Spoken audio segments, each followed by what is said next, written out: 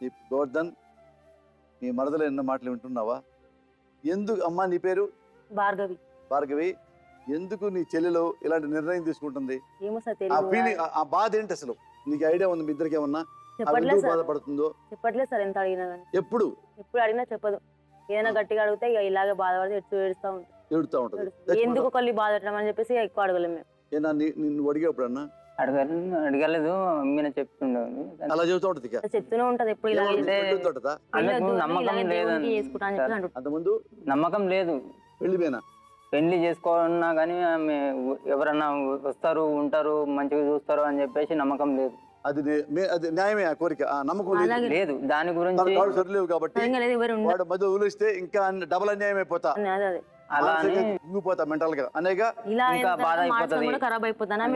Mentally కూడా నేను బాగా నాకు ఫిక్స్ అయిపోయింది. అది ఫిక్స్ అయిపోయింది. దాని తర్వాత ఈ గోలకు వచ్చింది, దేవుని చేసుకుంటా, కత్తి చేసుకుంటా, లేకపోతే ఒక ఆడమ్మాయి తాళు పొట్టు కట్టాలి. అది నాకు సంతోషం. ఇక పెళ్లి అంటే ఇప్పుడు శుభ్రంగా మొత్తం ఇదిలాగా ఉంటా, ఇలాగా పుణ్య స్త్రీలాగా ఉండాలని అదొక నిర్ణయం. మంచి నిర్ణయమే, తప్పు నిర్ణయం కట్లా. కానీ ఇవి తప్పు నా దేవుడిని పెళ్లి చేసుకుంటా, ఆడపిల్ల తాళి పొట్టు కట్టాలి. పెళ్లి చేసుకోకుండా ఉండొచ్చు కదా ఆడపిల్ల. అట్టన్నా అందులో ఉంది నిజాయితీ అయితే ఉండొచ్చు. కానీ పబ్లిక్ చుట్టుపక్కల వాళ్ళు పెళ్లి చేసుకోవాలి ఖచ్చితంగా దేవునికైనా పర్లేదు అంటున్నారు అనమాట ఊర్లో. అందుకే అలా ఫిక్స్ అయిపోయింది. అలాంటి ఆచారం ఉందా మీ ఊళ్ళో? లేదు కానీ అంటారు కదా సార్ చాలా మంది. ఆచారం ఎక్కడ చూసారా? మీ ఊళ్ళో లేదు. మీ ఊళ్ళో కత్తి తాళిబొట్టు కట్టారా? మా వదిన కట్టింది. అలా వెనుకటికి 20 సంవత్సరాల కింద ఎవరో కట్టారంట. కట్టింది. కిరాణా షాప్ ఆమెకి ఇష్టం. నాకు కూడా ఆమె కట్టుకుంటా. వేరే అమ్మాయి తాళిబొట్టు కడితే నీకు ఇష్టమే? ఇష్టమే మరి. ఇక ఆమె ఇష్టం ఇష్టం సార్. ఆమె ఇబ్బంది పెట్టదలుచుకోలేదు. ఆమె ఇప్పుడే ఇలా ఉన్నాను ఊకి ఏడుస్తుంటది. ఎట్టగొట్ట ఒప్పించి ఒక అబ్బాయికి వచ్చి పెళ్లి చేసి ఇప్పుడు నీ కూతురు నీ అల్లుళ్ళలాగా సంతోషంగా ఉండొచ్చు కదా. చేసుకున్నట్టు బతిమాలం సార్. ఇప్పటి వరకు కూడా అక్కడ కూడా బతిమాలం కానీ మారట్లేదని మీరైనా చెప్తే మరి ఫోన్ చేసి సార్ మీరే ప్రయత్నం. నేను దూరంగా వెళ్తా, ఇక్కడ కొన్ని లక్షల మంది చూస్తూ ఉన్నారు. ఒకసారి మనస్ఫూర్తిగా మీ ముగ్గురు వచ్చి చెప్పండి, నేను కూడా కూర్చుంటా మీతో పాటు. ముగ్గురు రాండి ఇటు.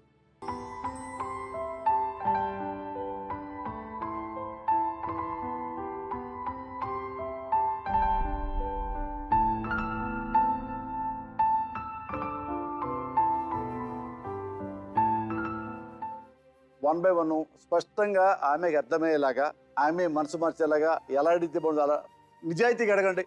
పెళ్లి మేము చేస్తాం, కష్టపడి మంచి కూరని ఎత్తికి మాట్లాడి నేను కాముకుంటా.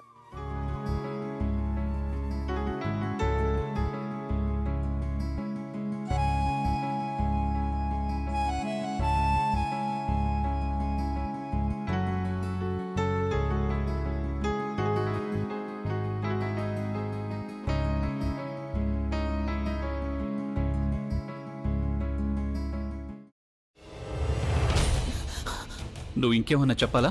ఇంకేమన్నా అబద్ధం చెప్పాలనుకుంటే చెప్పేయి. నేను చూడాలనుకుంటున్నాను నన్ను మోసం చేయడానికి నువ్వు ఎంత నీచానికి దిగజారగలవు అని. ఎందుకు ఆలియా, ఎందుకు నువ్వు ఇలా చేసావు? నీకు తెలుసు కదా నానమ్మ తర్వాత నీ ఒక్కదానిని కదా నేను పూర్తిగా నమ్మేది. ఏమన్నావు నువ్వు? ఈ మధ్య అన్నిటినీ మర్చిపోతున్నావా? అది చాలు. వాటిలో ఉన్న శక్తి విషయాన్ని గ్రహించి మనకు వివరిస్తాయి.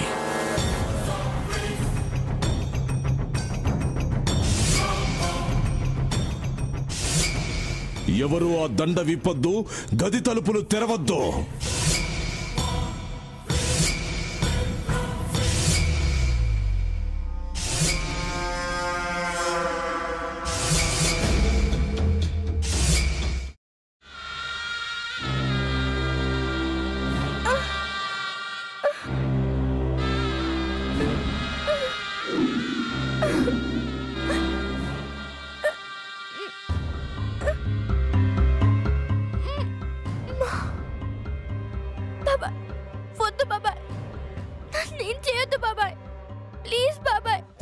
నీకు నిజం తెలిసినప్పుడే నా ఆలోచనలో నువ్వు చచ్చిపోయావు.